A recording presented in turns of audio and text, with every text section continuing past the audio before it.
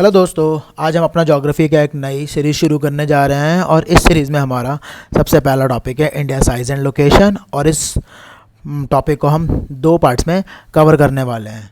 तो चलिए पहला पार्ट शुरू करते हैं। इस पहले पार्ट में हम सबसे पहले पढ़ने वाले हैं साइज़ ऑफ इंडिया। अगर हम बात करते हैं साइज़ की तो हम यहाँ पर देखेंगे इंडिया का एरिया वाइज क्या साइज़ है वर्ल्ड में। तो जो इंडिया है वर्ल्ड का 7th लार्जेस्ट कंट्री है। तो आपको पता है क्या वर्ल्ड का फर्स्ट लार्जेस्ट कंट्री कौन है? तो इस को हम एक चार्ट से समझने की कोशिश करते हैं। जो वर्ल्ड का सबसे बड़ा देश है यानी लार्जेस्ट कंट्री जो है वो है रशिया, फर्स्ट नंबर पे आती है।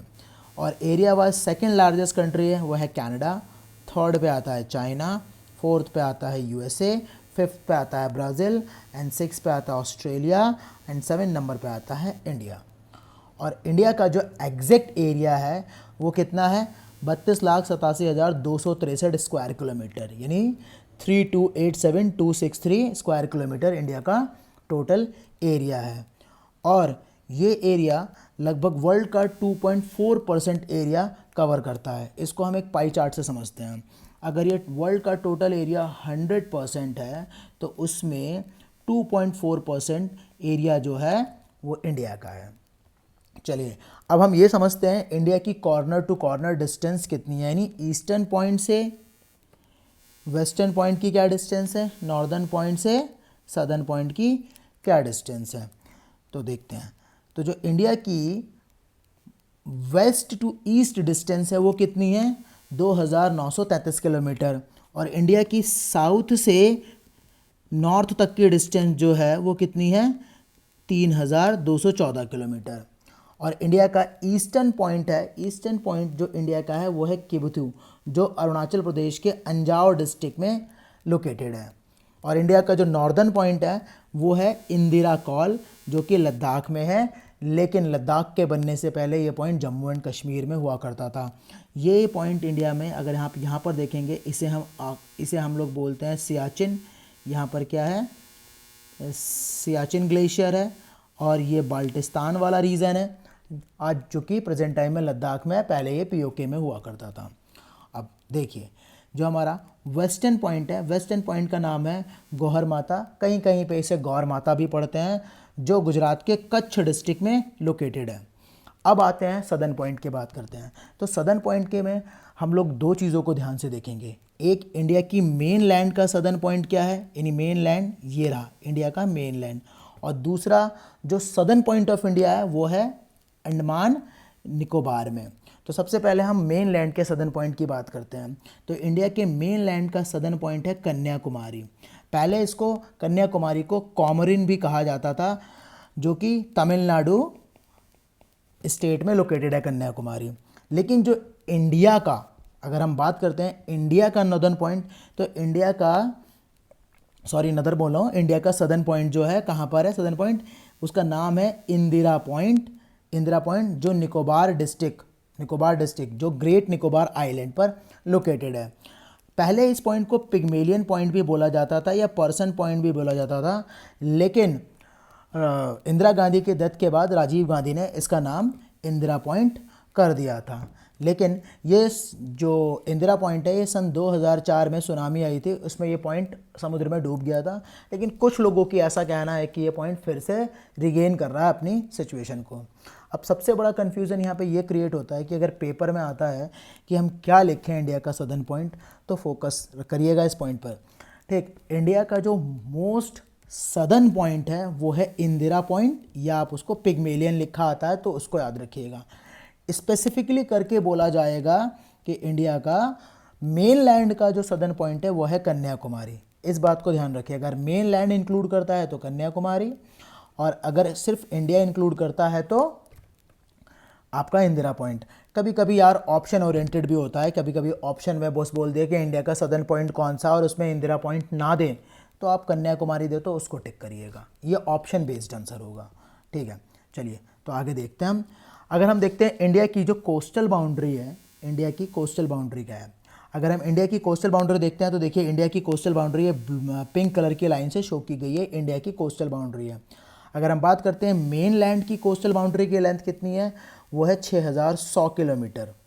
6100 यानी 6100 किलोमीटर टोटल मेनलैंड की कोस्टल बाउंड्री है। अगर हम मेनलैंड और आइलैंड दोनों को इंक्लूड कर दें तो कितनी है, 7516.6 किलोमीटर।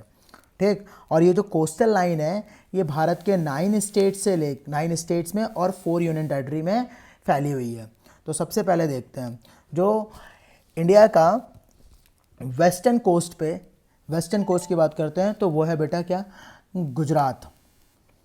गुजरात सबसे बड़ी कोस्टल बाउंड्री है जो कि कितनी है, 1214.7 किलोमीटर। ये लॉन्गेस्ट कोस्टल बाउंड्री है। क्या है ये, लॉन्गेस्ट कोस्टल बाउंड्री। दूसरी देखिए दमन एंड दीव जो कि 42.5 किलोमीटर है, जो यहाँ पर लोकेटेड है, ये एक यूनियन टेरिटरी है। ठीक, तीसरा देखिए महाराष्ट्र की जो कोस्टल बाउंड्री है वो कितनी है, 652.6 किलोमीटर। और उसके बाद गोवा की आती है। गोवा जो कि याद रखिएगा, गोवा शॉर्टेस्ट कोस्टल बाउंड्री बनाता है, शॉर्टेस्ट कोस्टल बाउंड्री स्टेट में। ठीक, और ये कितनी है, 101 किलोमीटर। फिर उसके बाद कर्नाटका की देखिए जो कि 280 किलोमीटर है। और उसके बाद हम केरल की देते हैं जो कि 569.7 किलोमीटर है। और लक्षद्वीप की जो है 132 किलोमीटर है। ये तो वेस्टर्न कोस्ट पर थे जितने भी कोस्टल बाउंड्रीज थी। अब ईस्टर्न कोस्ट की देखते हैं। तो ईस्टर्न कोस्ट में एक वेस्ट बंगाल है जिसकी जो लेंथ है वो है कितनी, 157.5 किलोमीटर। दूसरी उड़ीसा की देखिए जो कि 476.7 किलोमीटर है। और उसके बाद आती है आंध्र प्रदेश की जो कि 973.7 किलोमीटर है, जो कि सेकेंड लॉन्गेस्ट कोस्टल बाउंड्री है, सेकेंड लॉन्गेस्ट कोस्टल बाउंड्री। ठीक, और उसके बाद आता है क्या, पौंडीचेरी भी एक यूनियन टेरिटरी है, जिसकी कोस्टल बाउंड्री कितनी है, 47.6 किलोमीटर। एंड देन अब बात करते हैं तमिलनाडु की कितनी है, 906.7 किलोमीटर। और फाइनली आप देखिए अंडमान निकोबार जो कि कितना है, 1962 किलोमीटर यानी 1962 किलोमीटर। अब यहाँ पर एक बात ध्यान दीजिएगा, भारत के 9 राज्यों में ये कोस्टल बाउंड्री फैली हुई है। अगर हम पूछते हैं कि कौन सा ऐसा स्टेट है जिसकी सबसे बड़ी कोस्टल बाउंड्री है, तो आप आंसर देंगे गुजरात। फिर उसके बाद अगर पूछा जाता है कि भारत का कौन सा ऐसा स्टेट है जिसकी सबसे शॉर्टेस्ट कोस्टल बाउंड्री है, वो स्टेट अगर पूछे तो वो है गोवा। और अगर पूछता है भारत की सबसे बड़ी यूनियन टेरिटरी बताइए जिसकी कोस्टल बाउंड्री सबसे बड़ी है, वो है अंडमान एंड निकोबार।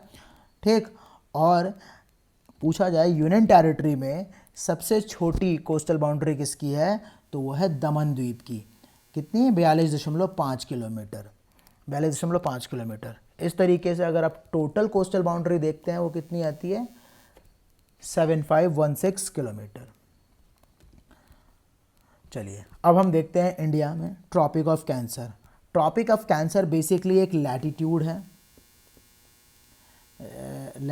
ये एक ट्रॉपिक ऑफ कैंसर एक लैटिट्यूड है। अगर हम टोटल नंबर ऑफ लैटिट्यूड की बात करें तो 181 यानी 181 है।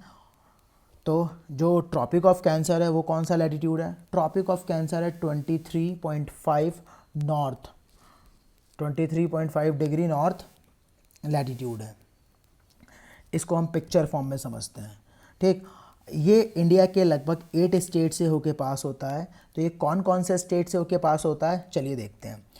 तो इंडिया में ये सबसे पहले गुजरात से होके पास होता है। गुजरात के बाद ये राजस्थान से, राजस्थान के बाद ये मध्य प्रदेश से, मध्य प्रदेश के बाद ये छत्तीसगढ़ से, छत्तीसगढ़ के बाद ये झारखंड से, झारखंड के बाद ये वेस्ट बंगाल से, और वेस्ट बंगाल के बाद ये त्रिपुरा से, और त्रिपुरा के बाद मणिपुर से। तो इस तरीके से ये टोटल 8 स्टेट से होकर पास होता है, टोटल 8 स्टेट से होकर पास होता है।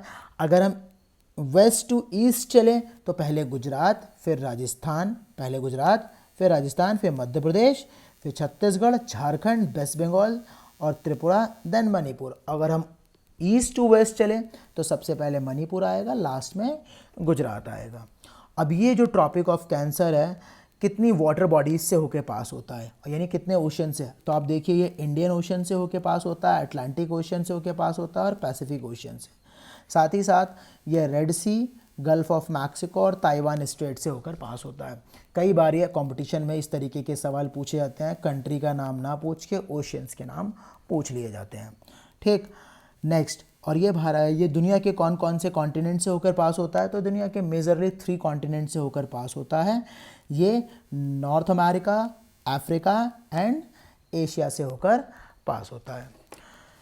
तो इस वीडियो में हमने एक छोटा सा सेगमेंट कवर किया है। अगर आपको ये वीडियो पसंद आता है तो आप मुझे कमेंट सेक्शन में ज़रूर लिखिएगा और ये भी बताइएगा कि ट्रॉपिक ऑफ कैप्रिकॉर्न का लैटिट्यूड क्या होता है से और इक्वेटर का क्या होता है।